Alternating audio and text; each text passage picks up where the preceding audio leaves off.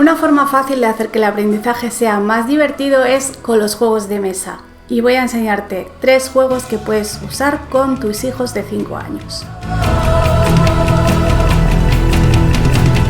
Hola, soy Laura Mascaro y estoy aquí para ayudarte a fomentar la inteligencia de tus hijos con recursos para aprender jugando. Y hoy más que nunca esto va de aprender jugando y sobre todo de jugar y también de jugar por jugar. Porque está bien que hablemos de juegos educativos, pero también está bien que hablemos de juegos entretenidos y divertidos. Y de hacer las cosas porque sí, por pasar un buen rato y no solo porque con esto vamos a aprender algo. Que sí, que está bien.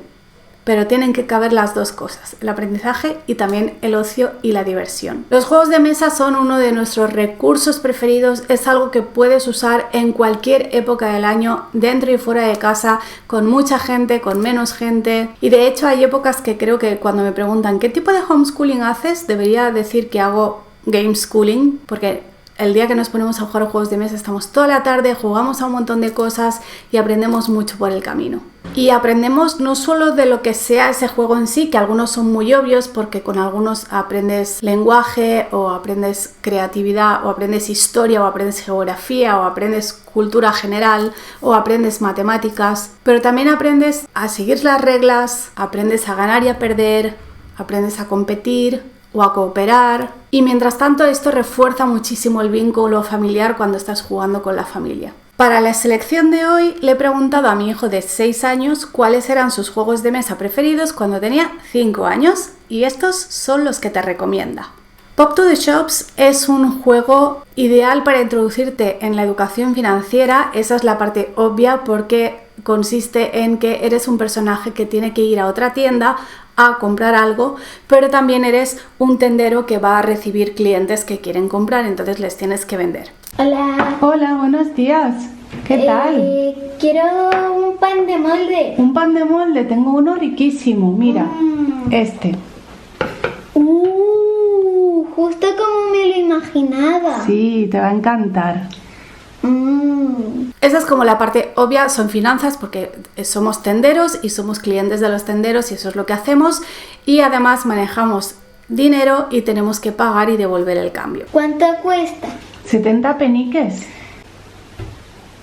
Tome. Gracias. Adiós. Toma tu pan, no te lo olvides, ponlo en la cesta.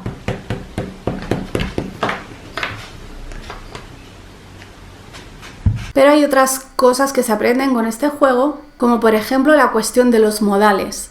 Nosotros, aparte de que cuando llegas a una tienda tienes que saludar, dar los buenos días, decir lo que quieres, dar las gracias, etc. También cuando nos cruzamos por el camino solemos saludarnos y a veces tenemos conversaciones, nos inventamos qué personajes cada uno. Hola. Hola, ¿qué tal? Bien. ¿A dónde vas? Voy a comprar.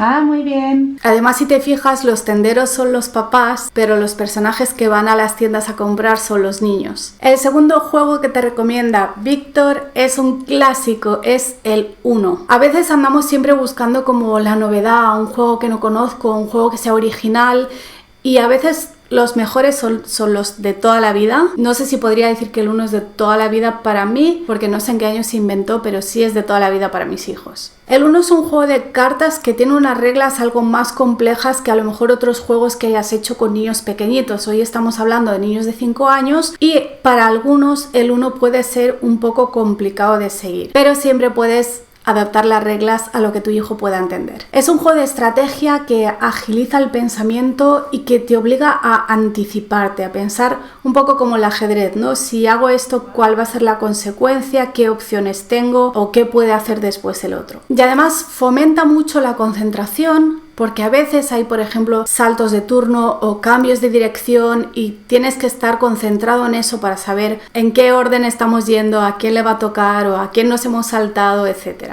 Y por supuesto, cuando solo te queda una carta tienes que avisar y decir 1 porque si no vas a perder. Así que hay que estar atentos. Y el aprendizaje obvio del juego del 1 es que tienes que saber clasificar por colores, por números, hacer un poquitito de matemáticas. Y es un juego del que nunca nos cansamos. El tercer juego de mesa que te recomienda Víctor es otro clásico, este sí es de toda la vida y mucho más porque es uno de los más antiguos que conozco, es el parchís. Es un juego que no pasa de moda. Nosotros además tenemos esta versión magnética que es de viaje. Es muy importante antes de empezar una partida de parchís hablar con todos los participantes para decidir bien cómo son las reglas, porque hay diferentes versiones y esto es algo que hay que hablar antes de empezar. Entonces aquí ya hay cierta complejidad de entender las reglas y seguirlas y estar pendiente de que el otro también las siga. Tienes que saber contar, tienes que guardar el turno y tienes que tener ya un poquito de estrategia básica, saber planificar, porque tú tienes varias fichas en el tablero y tienes que decidir cuál mueves en cada momento, tienes que intentar valorar y calcular las consecuencias de tu decisión. Y ese es uno de los aprendizajes más importantes de este tipo de juegos, el hecho de planificar y tratar de prever resultados. Preparando este vídeo encontré un artículo muy interesante sobre la historia del juego del parchís que yo no la conocía la historia del ajedrez,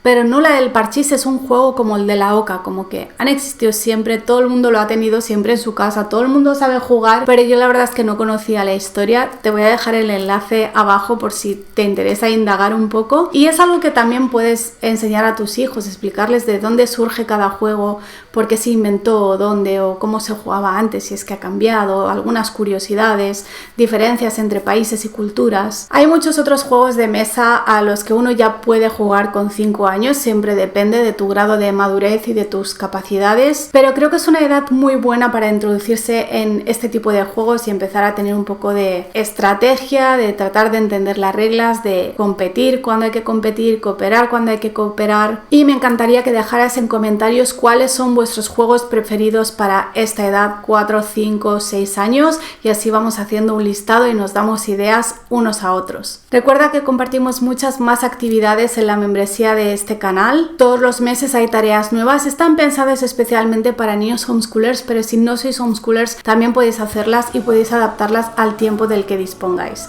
Nos vemos dentro.